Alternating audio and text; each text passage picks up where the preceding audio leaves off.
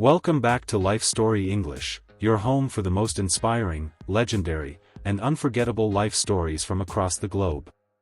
Today, we bring you the story of a man who turned rejection into revolution, pain into power, and dreams into dynasties.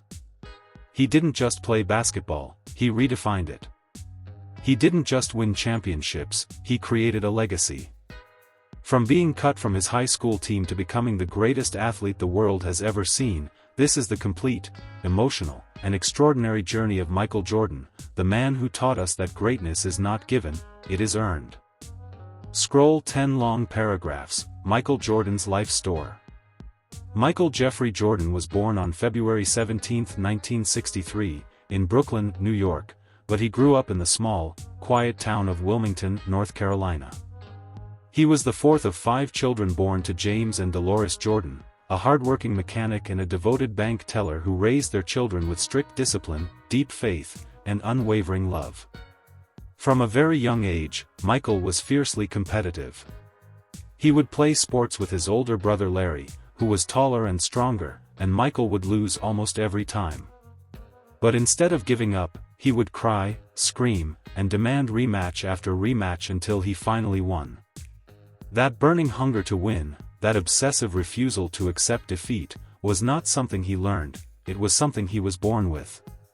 Even as a child, Michael hated losing more than he loved winning, and that fire would become the driving force behind everything he would later achieve in life.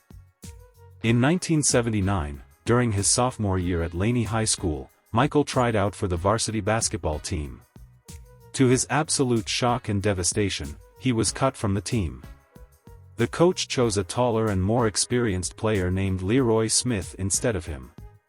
Michael was heartbroken, he walked home in tears, locked himself in his room, and cried for hours. He felt humiliated, defeated, and completely worthless. That night, his mother comforted him, but his father James gave him the most important advice of his life.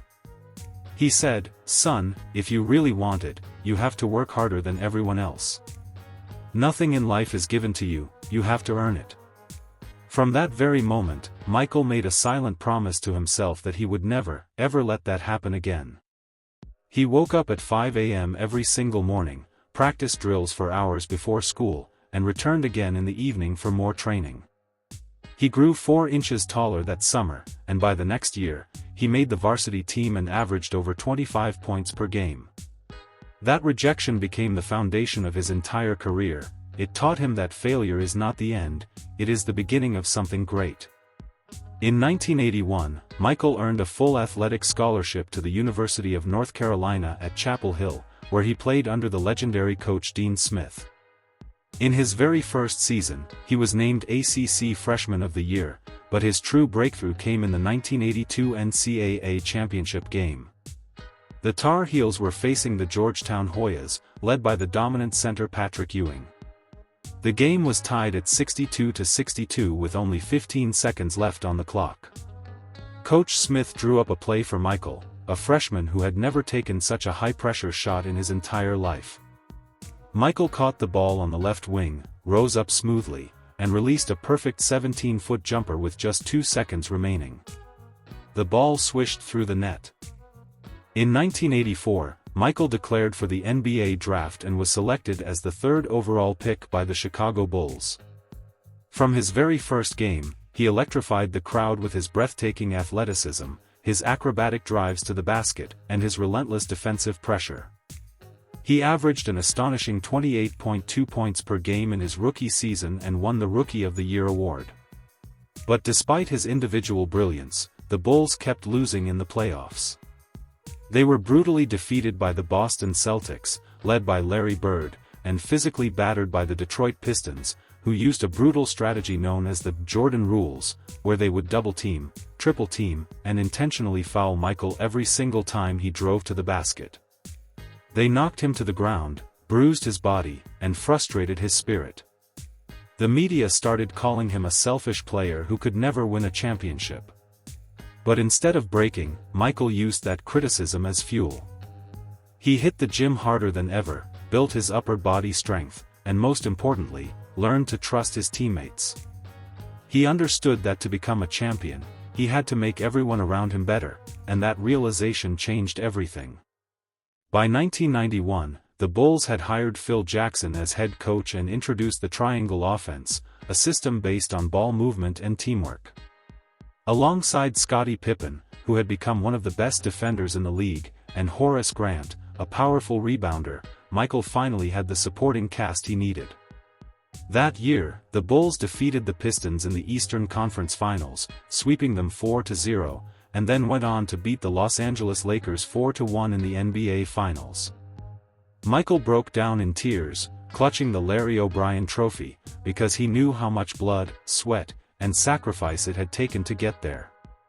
In 1992, they repeated as champions, defeating the Portland Trail Blazers, and Michael produced. On July 23, 1993, Michael's world came crashing down. His beloved father, James Jordan, was driving home from a friend's funeral in North Carolina when he pulled over to take a nap on the side of the road. He was tragically shot and killed by two teenage robbers who wanted to steal his car. The news hit Michael like a thunderbolt. He was completely shattered, he couldn't eat, couldn't sleep, and couldn't even think about basketball. James was not just his father, he was his best friend, his mentor, and his biggest supporter.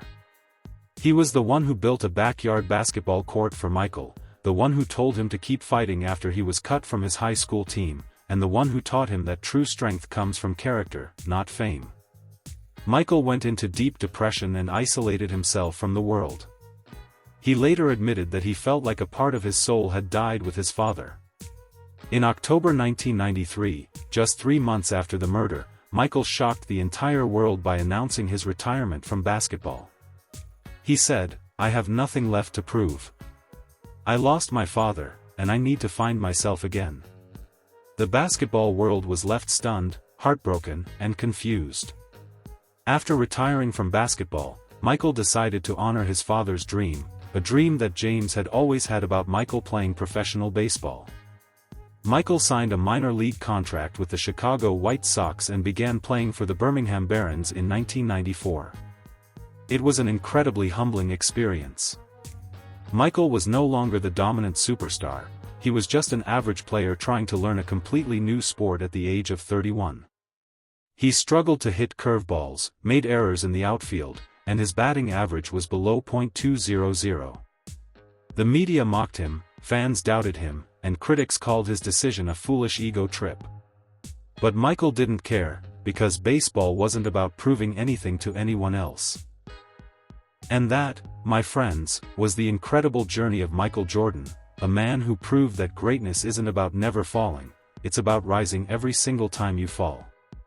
If this story inspired you, motivated you, or gave you a little extra push to chase your own dreams, then please hit that like button, share it with someone who needs this message today, and don't forget to subscribe to Life Story English for more powerful life stories every single week. Drop a comment below, what part of Michael Jordan's journey touched you the most? We read every single one. Until next time, remember, champions aren't born, they are built through struggle, sacrifice, and never giving up. Keep dreaming, keep fighting, and we'll see you in the next story. Take care and stay inspired.